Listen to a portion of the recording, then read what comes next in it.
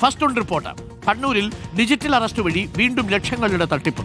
തലശ്ശേരി സ്വദേശിയായ 77-കാരനിൽ നിന്ന്, അതും പ്രായം ചെന്ന പാവം മനുഷ്യൻ, 45 ലക്ഷം രൂപയാണ് തട്ടിയെടുത്തത്.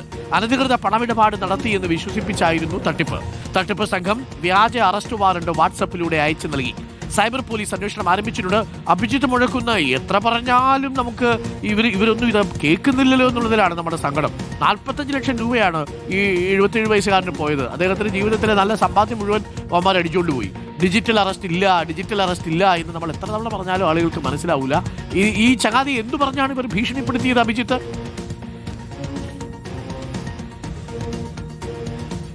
Arun, good morning. ആമുഖമായി പറയാനുള്ളത് ഡിജിറ്റൽ അറസ്റ്റ് എന്നൊരു സംഗതിയേ ഇല്ല എന്നുള്ളതാണ്.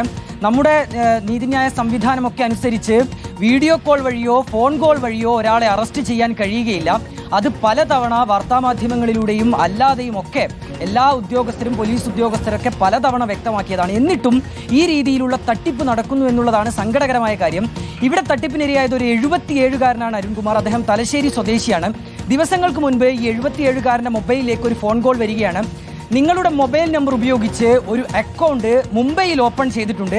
ഈ അക്കൗണ്ട് വഴി നിരവധി ഇല്ലീഗൽ ട്രാൻസാക്ഷൻ, അനധികൃതമായ പണമിടപാടുകൾ നടന്നിട്ടുണ്ട്. അതുകൊണ്ട് നിങ്ങളെ ഇതാ ഡിജിറ്റൽ അറസ്റ്റ് ചെയ്യാൻ പോകുന്നു എന്നുള്ളതാണ് ഈ 77-കാരനോട് ഫോൺ വിളിച്ചയാൾ പറഞ്ഞത്. ഇനി അതിൽ നിങ്ങളുടെ പണം പലതരത്തിൽ ഉപയോഗിച്ചിട്ടുണ്ട്. അതിനാൽ നിലവിൽ നിങ്ങളുടെ ബാങ്ക് അക്കൗണ്ടിലുള്ള പണം നഷ്ടമാകാതിരിക്കണമെങ്കിൽ നിലവിലുള്ള ഈ പണമൊക്കെ ഗവൺമെന്റിന്റെ ഒരു അക്കൗണ്ടിലേക്ക് മാറ്റണമെന്ന് പറയുന്നു. അങ്ങനെ ഈ തട്ടിപ്പ് സംഘം ഒരു അക്കൗണ്ട് നമ്പർ നൽകുന്നു. അതിലേക്ക് ഇദ്ദേഹത്തിന്റെ പണമൊക്കെ ട്രാൻസ്ഫർ ചെയ്യുകയാണ്. 1-2 ലക്ഷമല്ല അരുൺകുമാർ, 45 ലക്ഷം രൂപയാണ് ഈ സംഘം തട്ടിയത്.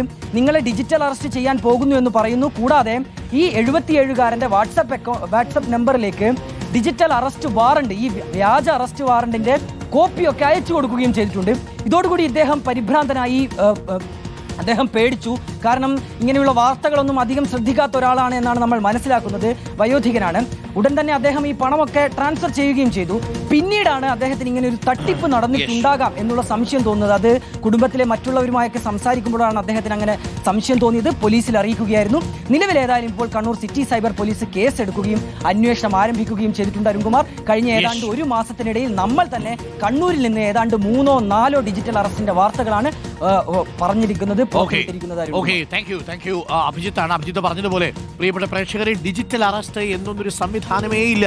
നിങ്ങളുടെ ക്യാമറയിലൂടെ, നിങ്ങളുടെ മൊബൈൽ ഫോണിലൂടെ ഒരാൾക്ക് നിങ്ങളെ അറസ്റ്റ് ചെയ്യാനോ അറസ്റ്റ് വാറണ്ട് പുറപ്പെടുവിക്കാനോ ഒരു കേസുമായി ബന്ധപ്പെട്ട കാര്യം സംസാരിക്കാനോ കഴിയില്ല. ഒരു കാരണവശാലും നിങ്ങൾ ഇത്തരത്തിൽ പോയി തലവെച്ച് കൊടുക്കരുത്. പ്രിയപ്പെട്ട മുതിർന്ന ജ്യേഷ്ഠന്മാരോടാണ്, 10-70 വയസ്സ് കഴിഞ്ഞവരോടാണ്, നമ്മുടെയൊക്കെ അമ്മാവന്മാരോടാണ്, നിങ്ങൾ ഇനിയും ഇത്തരം കെണികളിൽ പോയി വീഴരുത്.